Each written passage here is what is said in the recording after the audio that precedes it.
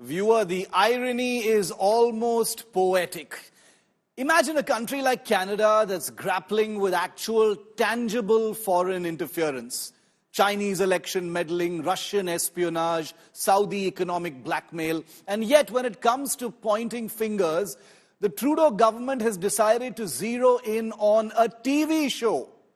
You heard that right, not just any TV show, but a segment by me, yours truly, right here on 5 Live. Don't believe me? Please look at this. Because nothing screams threat to national sovereignty quite like a few spicy monologues from a broadcaster halfway across the world. An opinion piece, this one I did on this show in September last year, has been featured in an ominous new list commissioned by Trudeau's foreign ministry on potential foreign information manipulation and interference. This was after Trudeau's statement blaming India for the killing of terrorist Hardeep Singh Nijjar last year. Well, in that piece, which all of you viewers so kindly watched, and it went viral at that time, I had basically called Trudeau a terrorist enabler who had insulted the proud global Sikh community by pandering to designated terrorists and defending their Canadian citizenship. So let's break this down just a little bit. Canada has had quite the journey with foreign interference. There's China, accused of meddling in elections, harassing diaspora communities and engaging in espionage. Russia's cyber trolls have been busy trying to disrupt everything from politics to vaccine distribution, allegedly. Not to mention, Canada had to deal with 2 years of diplomatic drama after arresting Huawei's CFO, during which time Beijing decided to flex its muscles by detaining Canadians and halting trade. But when it comes to declaring a real problem, the Trudeau administration finds its smoking gun in my critique of Trudeau's stand on the Khalistan issue. Of course, forget those pesky cyber hacks, trade threats or political pressures. My show, 5 Live on India Today, is where the danger truly lies. How could Canadians even sleep at night knowing there are TV segments in India daring to question Justin Trudeau's stance after he has attacked that country? How dare they? It's almost as if the government decided that actual cases of interference were just too much of a hassle, especially China's. Well, dealing with election meddling, too complex. Addressing economic pressure tactics, costly. Tackling cyber espionage requires money and effort. But identifying a television piece from across the oceans and branding it as foreign interference, easy. Almost too easy. It's the diplomatic equivalent of getting out of a complicated exam by claiming your dog ate your homework. By spotlighting my show, the message seems to be pretty clear. Canada won't stand for any criticism of its leaders, or should I say Trudeau. Not even if it's being aired on a network thousands of miles away. After all, the easiest way to tackle foreign interference is to redefine what foreign interference even means. Now, this whole situation is a masterclass in irony. Well, here's a government in Canada that's been called out for its slow, sometimes lukewarm response to credible terrorist threats. But when it sees an opportunity to turn a broadcast into a political scapegoat, it jumps at the chance. It's almost as if this is less about addressing foreign interference and more about trying to shift attention away from the real issues. And hey, if an Indian journalist's monologue can be reframed as an attack on Canadian sovereignty, why not go for it? Too hard to resist. Well, I should be thanking Trudeau, frankly, for highlighting my journalism and getting thousands more, perhaps millions more Canadians to consume this terrible, interfering misinformation from India. But this is a serious issue, viewer. By naming me and a handful of other Indian voices, Trudeau appears to be using the Khalistani terrorist playbook that he clearly loves so much.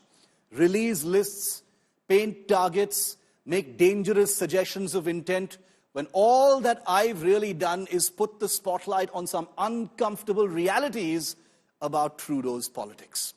Is it not true, for instance, that Trudeau has defended the most egregious and dangerous threats by Khalistanis in Canada as freedom of speech, a tableau showing Indira Gandhi's assassination, pictures of Indian diplomats calling for action against them, even vigilante justice, even violence, attacks on high commissions?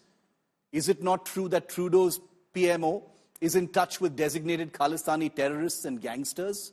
Is it not true that Trudeau's government has repeatedly signaled that the rights of India-designated Khalistani terrorists in Canada are his priority, and not the fact that they themselves represent foreign interference from, let's say, Pakistan, for whom Khalistan is a strategic project?